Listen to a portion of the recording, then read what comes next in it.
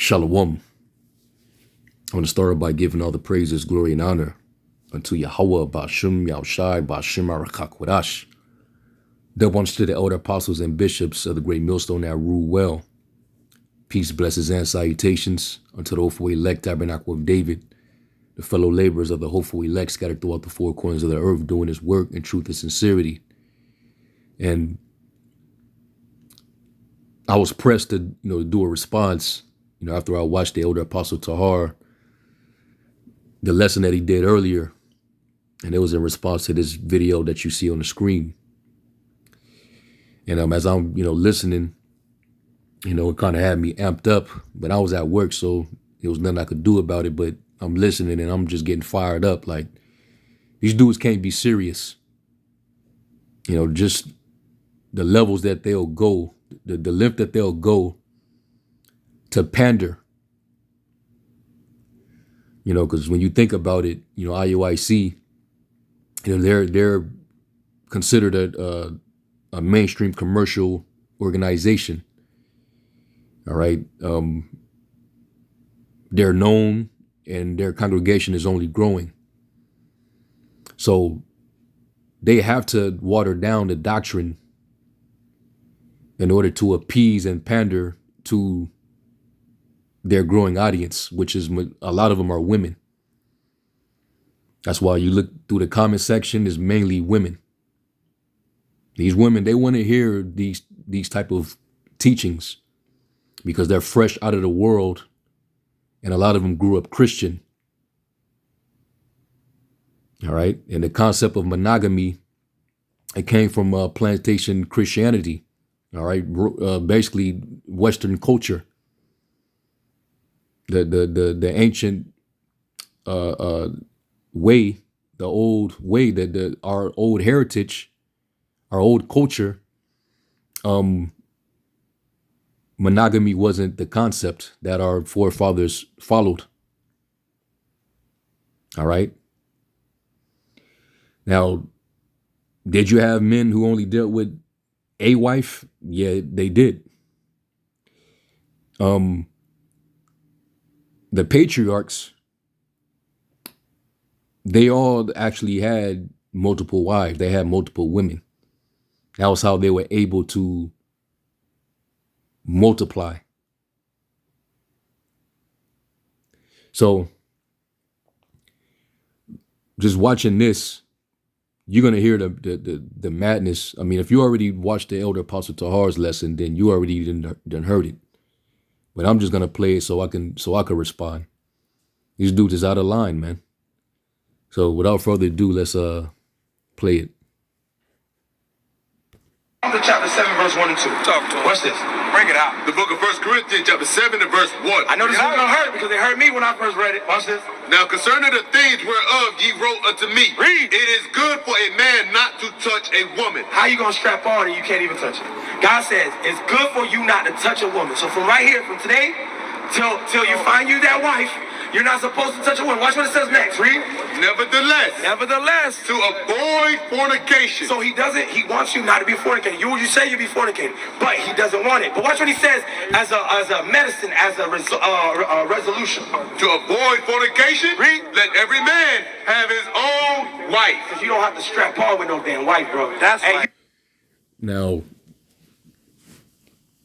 why was Apostle Paul giving that advice? Why was he making that suggestion to the church? Because you had an incident within that church, the Church of Corinth, where a young man slept with his father's wife. Let's go to that real quick. And see, these guys are not being honest when it comes to the scriptures because they're out to appease and pander.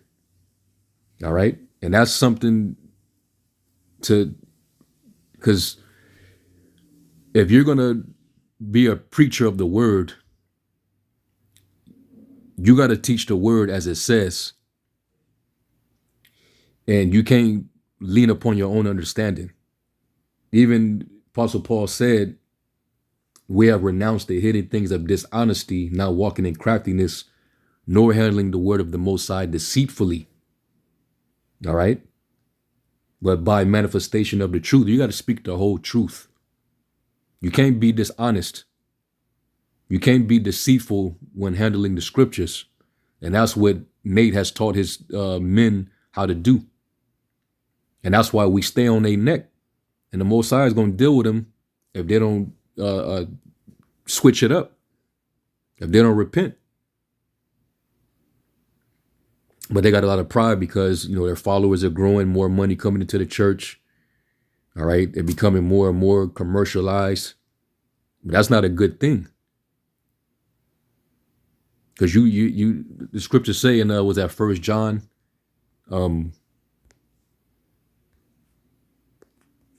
this is 1 John 4 in verse 5. It says, they are of the world, therefore speak they of the world, and the world hear of them. And a lot of our people that grew up Christian, that's exactly what they want to hear. They want to hear, the westernized values, which they, grew up and were groomed in. And monogamy is part of that culture. It's not Hebraic. It's not the ancient culture. So if you speak in that Christian patois, so to speak, they're going to listen to you. They're going to hear you, especially these women. All right. They think that they're supposed to be the one and only. All right. But I'm going to show in this lesson that it was always part of the order for men to have multiple women because they was able to have multiple children.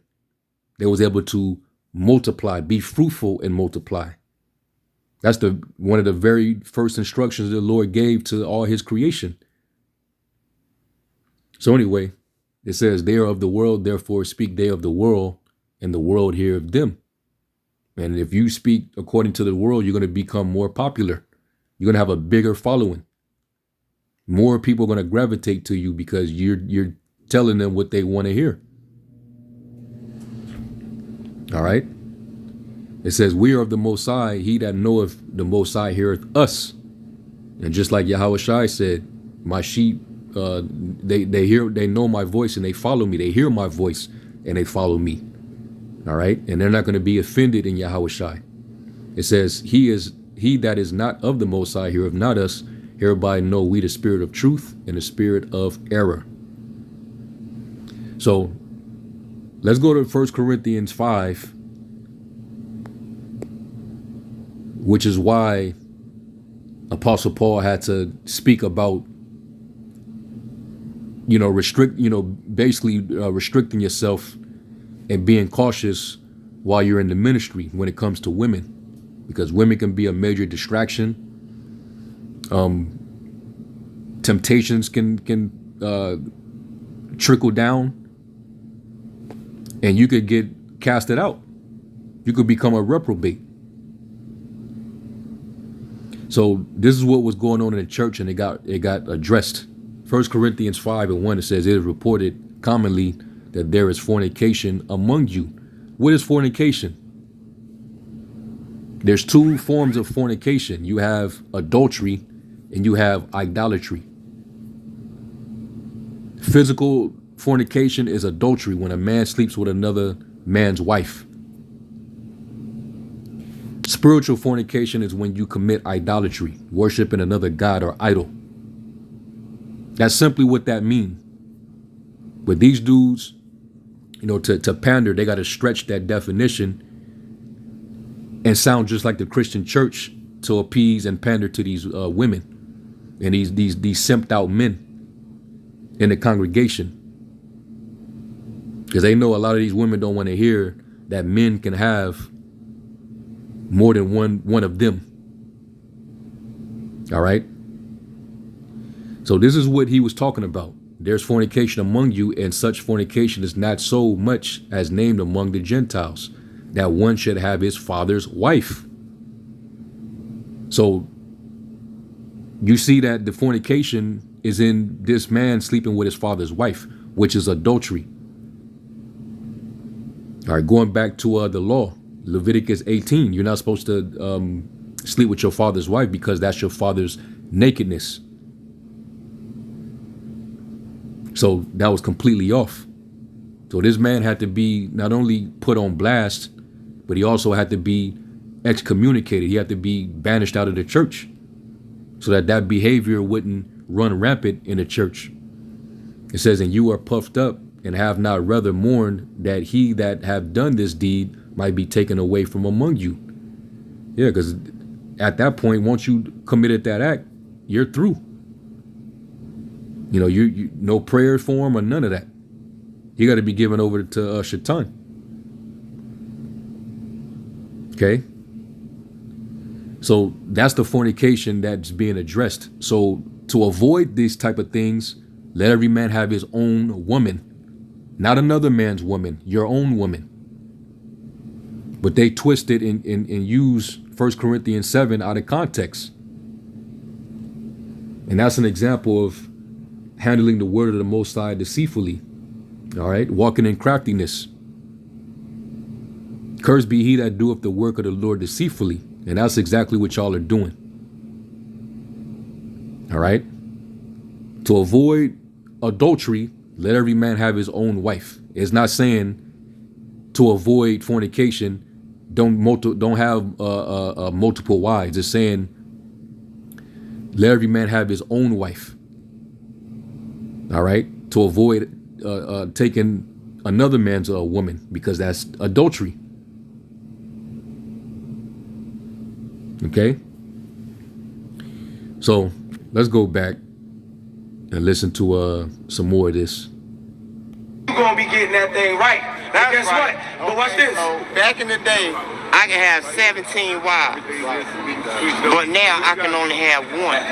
I'm gonna show you. This right here doesn't make it fornication or non-fornication. Yeah, they act as if the New Testament just rewrites the law, as if the New Testament isn't based off of the law and the prophets. Yahushua didn't come to do away with the law. And Apostle Paul, he didn't rewrite the law. Like the point that Apostle Tahar made in his lesson. How in the hell it was cool at one point in time, and then under the New Testament, it becomes sin, and then in the kingdom, it's going to be all right again. Make that make sense. You agree with Isaiah 4:1 being in the kingdom, so you agree that we're going to have multiple wives in the kingdom.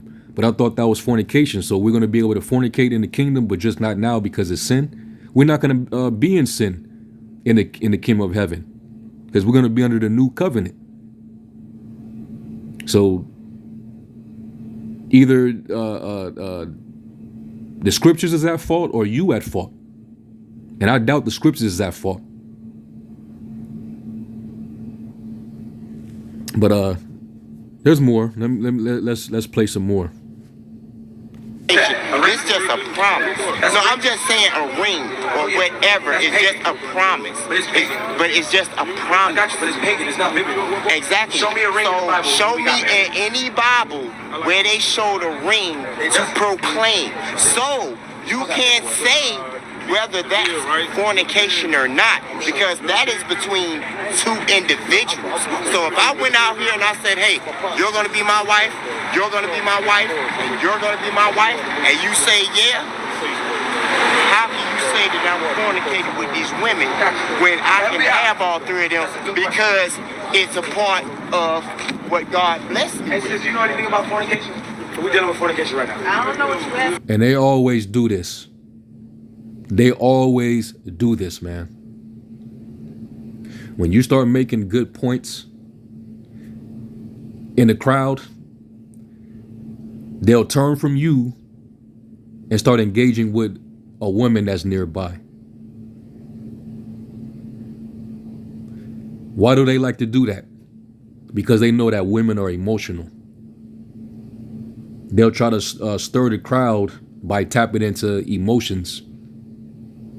And they usually do that when they turn to the woman and start asking her the questions.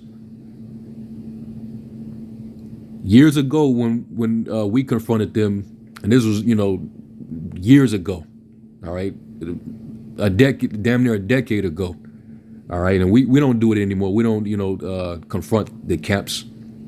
But back then, we just happened to be out there, and we knew they was out there, so we just walked up. And in the midst of dealing with them, they turned around and started asking women questions. And it was to basically get under their emotions, because women, they don't think rationally, So they'll ask a woman how she feel about this or that, or what she think. The scriptures already told you that, the Lord didn't impart unto her understanding. And even with that, you got some sisters that got sense that can actually understand the concept of multiple wives, and knowing that it's in the scriptures, that it was not unlawful, it's not sinful. But these men, they are more emotional than some of the sisters can be, man. Some of the sisters will be more understanding than these men, and that's a damn shame. Do not the scriptures say, in malice be ye children, but in understanding be ye men?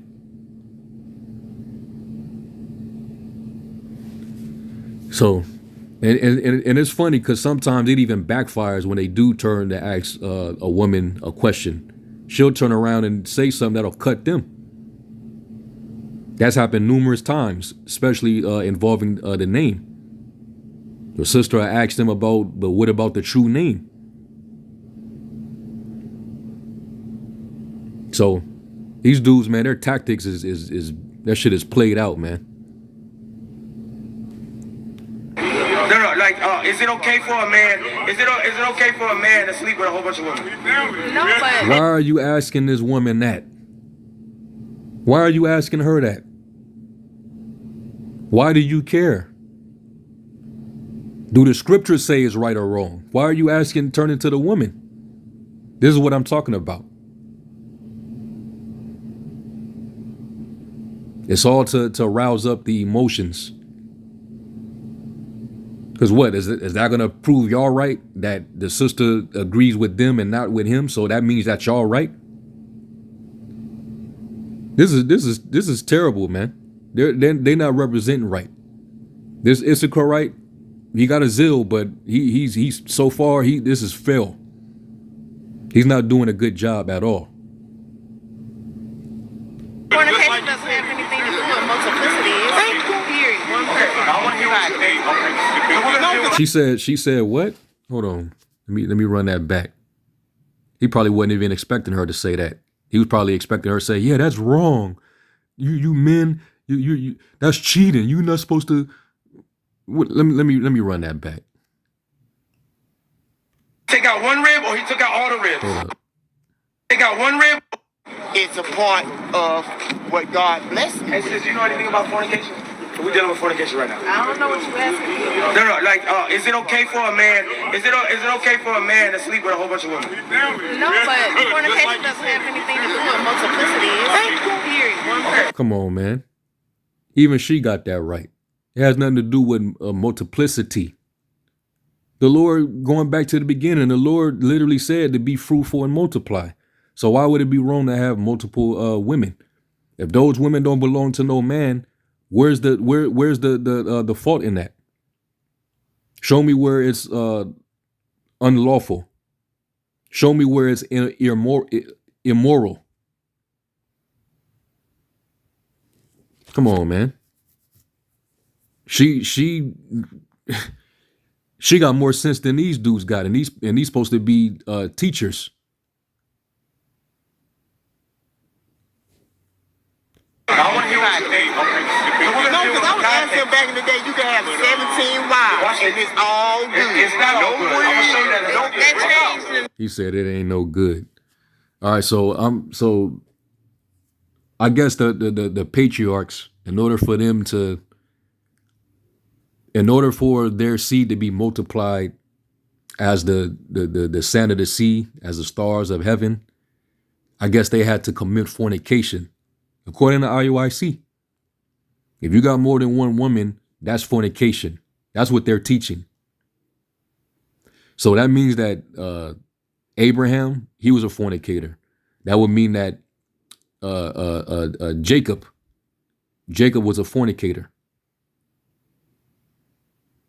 You got to be kidding me. Jacob had to fornicate to have 12 sons and a daughter. That's essentially what they're saying. So the Lord made a covenant with men who he allowed to fornicate, to bring forth those sons that he was going to pass the covenant down to. These dudes are out of their freaking head, man.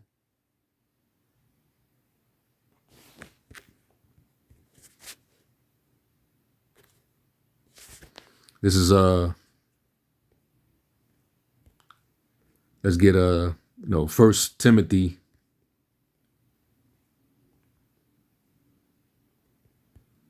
1 and I'm gonna start at verse 6, and we're gonna read this one in the NLT.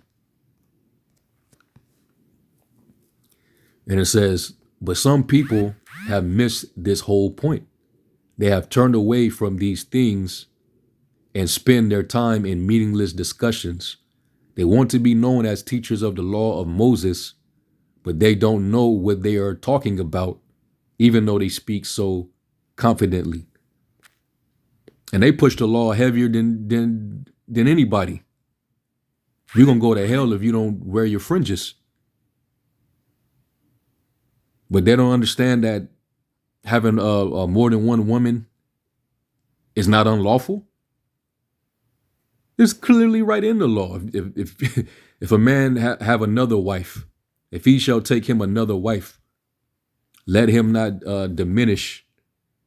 All right, her raiment and food and duty of marriage. And if you provide not those things for her, she may leave without money. So you got to basically, if you do deal with more than one woman, you just simply have to provide for them. Just like the first wife. And also in the law, it says that if you have another wife beside your first wife, and you have a liking to the second wife and you hate the first wife, the child of the first wife, you're not supposed to take the inheritance from the first one and give it to the second son, the son of the second wife. All right. So that's all in the law. But now that somehow becomes fornication. Because of who? Because IUIC say so? Because you're trying to pander.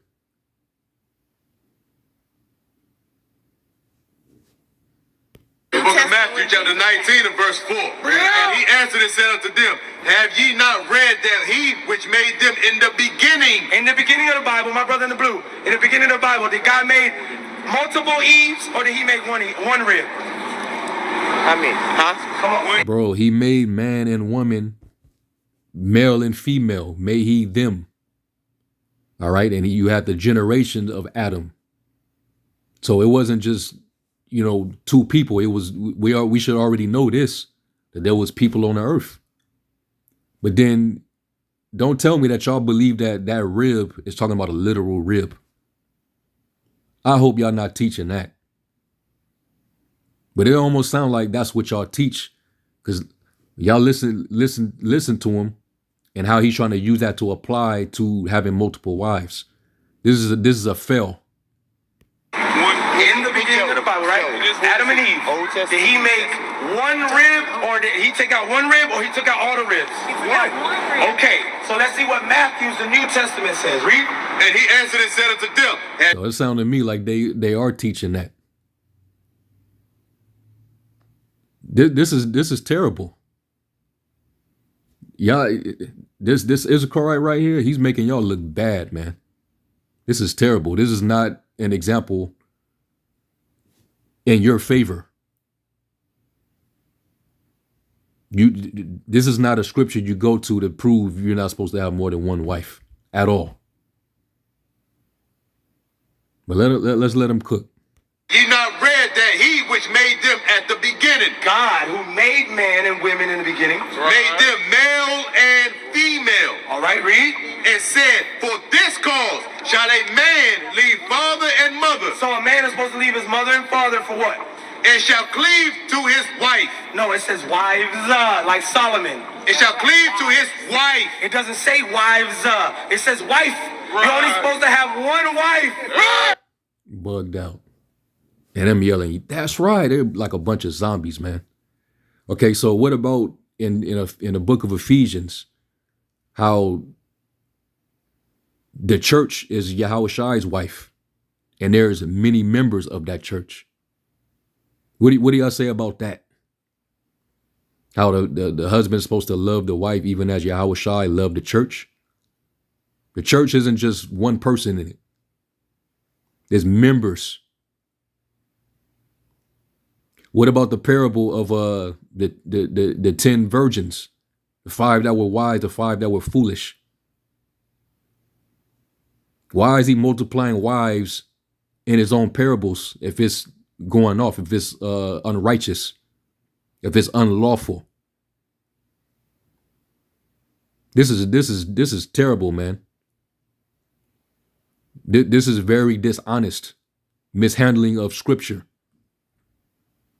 And you can see how people can be manipulated by these dudes, because this is by the sleight of hand, through cunning craftiness,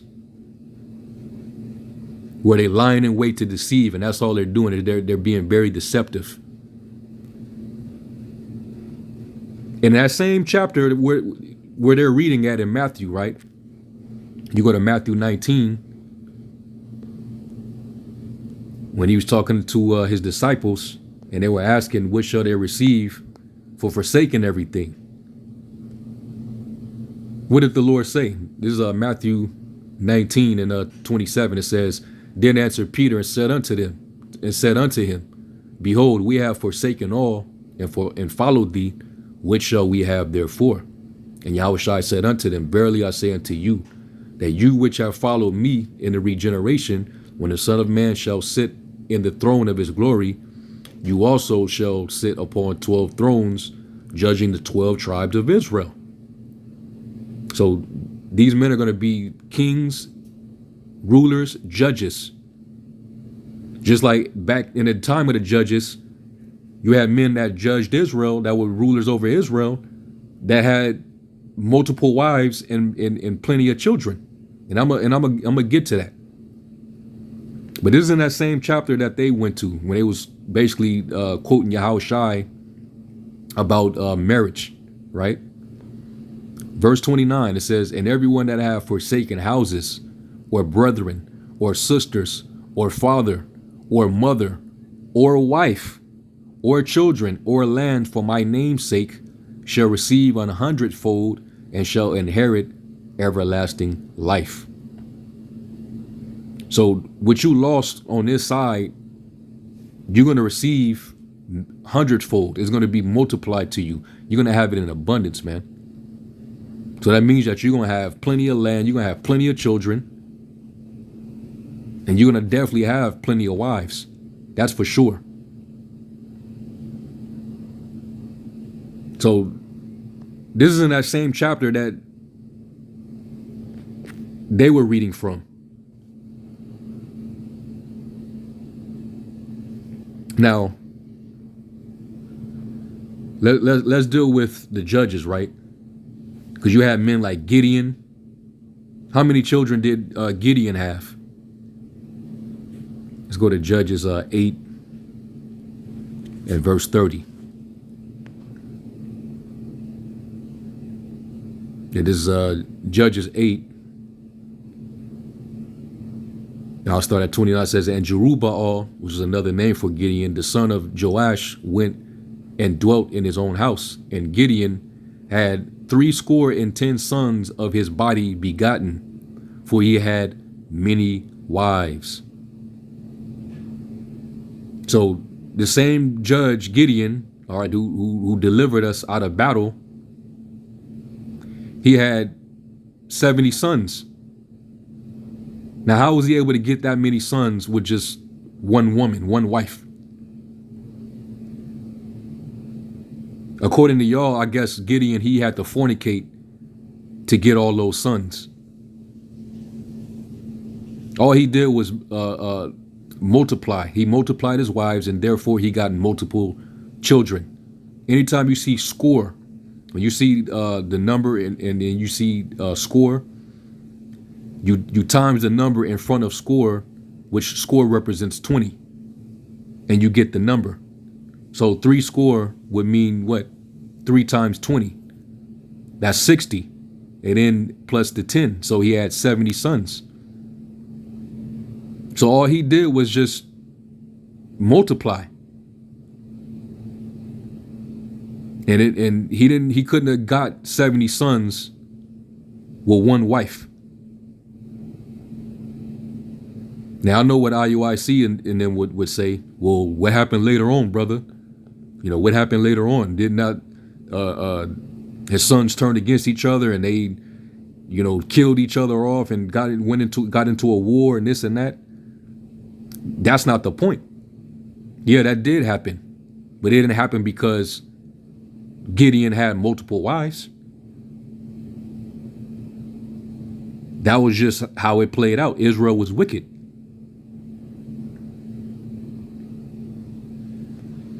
Now you go to that word 3 score, right? 3 score and 10. The Hebrew word is shabayath, which is from the root word shabai. All right. And it says multiple. Multiple of what? We got 70. 70, 3 score and 10. 3 times score, which is 3 times 20, and 10. Okay. Right here, the word is shabai. And it says 7 cardinal number as ordinal number and combination. All right, so all he did was basically multiply. Okay? He wasn't popping his one woman and she had 70 sons. That's not realistic. All right, he would have had to live hundreds of years to be able to do that, because the woman, she gets impregnated once every 9 months. So let's go from there. Let's go to Judges 10, because I'm sure that there was quite a few judges that had more than one woman. Judges 10 and verse 1, it says, and after Abimelech there arose to defend Israel Tola, the son of Puah, the son of Dodo, a man of Issachar, and he dwelt in Shamir in Mount Ephraim. And he judged Israel 23 years and died and was buried in Shamir. And after him arose Jair, a Gileadite, and judged Israel 22 years. And he had 30 sons that rode on 30 ass colts, and they had 30 cities, which are called Havoth Jair unto this day, which are in the land of Gilead. And Jair died and was buried in Kamon. So he had 30 sons. How did he get 30 sons? You think Jair only had one wife? You think that one woman brought all those sons? He had more than one wife. Clearly. So this was a common thing. It was natural. So y'all would condemn these judges. Y'all would say that, oh, these men, they're fornicators.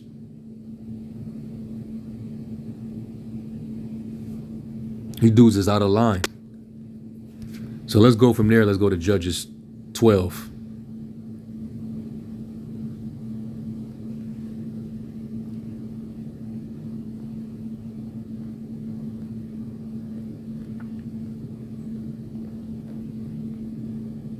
It is Judges 12. In verse 12, it says, And Elon the Zebulunite died and was buried in Ajalon in the country of Zebulun. And after him, Abdon, the son of Hillel, a Parathonite, judged Israel. And he had 40 sons and 30 nephews. He didn't have 40 sons with one wife. I can guarantee you that. That rode on 70 ass colts, and he judged Israel 8 years. So this was a common thing, man. They was being fruitful and multiplying, and you didn't do it with just one wife. All right? And guess what? In the kingdom, we're going to have to bring back a lot of Israel, which y'all say are going to be burning in hell, by the way. Well, the scriptures say that we're going to multiply. It even tells you a little one shall become 1,000. How is he going to do that? Let's go to Isaiah 60 and what was it? 22. Yeah, Isaiah 60 and verse 22. I'll start at 21. It says, Thy people also shall be all righteous. Why? Because we're going to have the law, statutes, and commandments written into us. The new covenant. So we're all going to be righteous. They shall inherit the land forever, the branch of my planting, the work of my hands, that I may be glorified. A little one shall become 1,000. How is a little one going to become 1,000? Because he's going to be what? He's going to be multiplying. He's going to have multiple wives. So he's going to have a whole clan when it's all said and done. He's going to have his own, each jig's going to have his own clan. Talk about your seed being multiplied as the stars of heaven, the sand of the sea. Israel is innumerable. There's going to be a lot of Israelites that's going to die on this side anyway. So we're going to have to bring back a lot of Israelites. Because the Lord is going to ultimately have mercy upon his people. He's just wroth with them right now. So let me do this. Let me go to these other translations. NIV says, the least of you will become 1,000, the smallest a mighty nation. I am the Lord. In its time, I will do this swiftly. The English Standard Version, the least one shall become a clan, like I just said. How is he going to become a clan with one woman? And the smallest one, a mighty nation. I am the Lord. In its time, I will hasten it.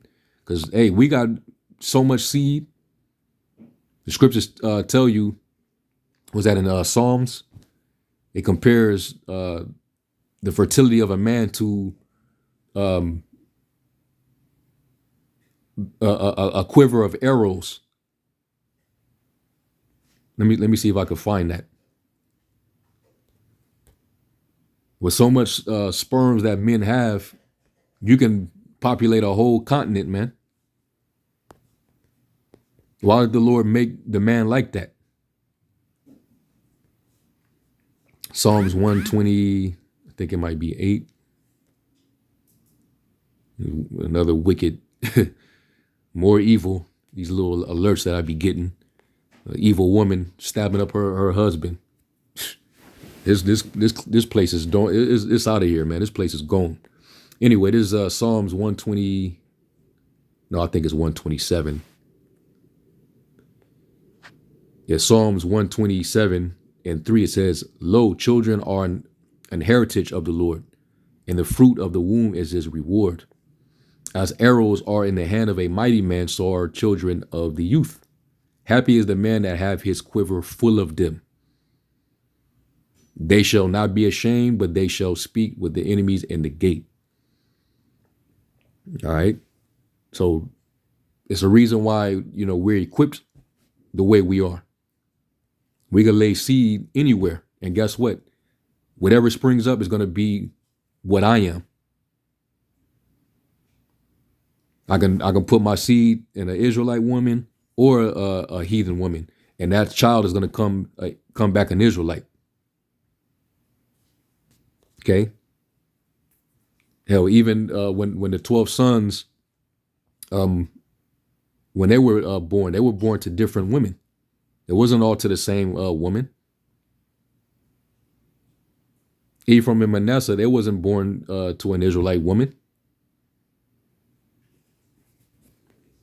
So let me go back here.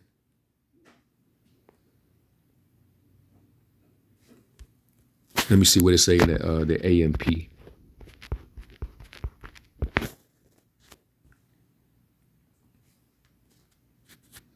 And it says, the smallest one will become 1,000, a clan, and the least one a mighty nation. The Lord will quicken it in its appointed time.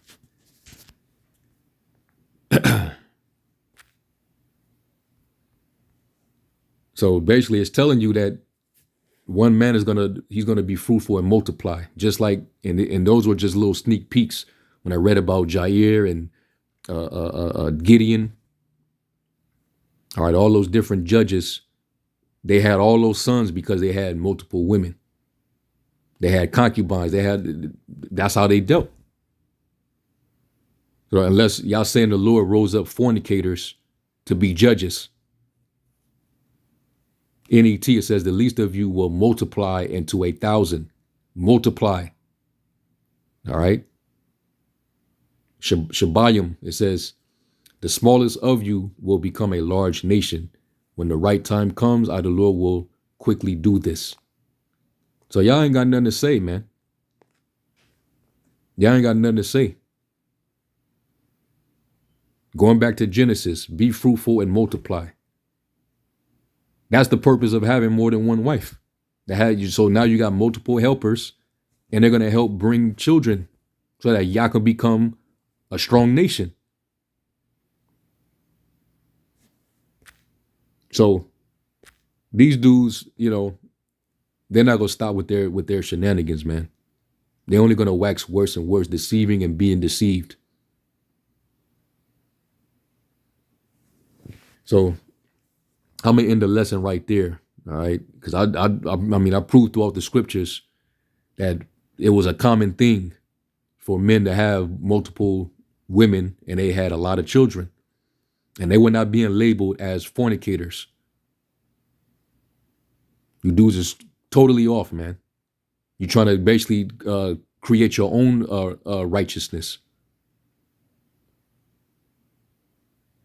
Your fear of the Lord is taught by the precepts of men who are following after their own agenda. So I'm going to close out with that, man. I'm going to give all praise, glory, and honor to Yahweh Shem Shai. And then to the next lesson, Shalom.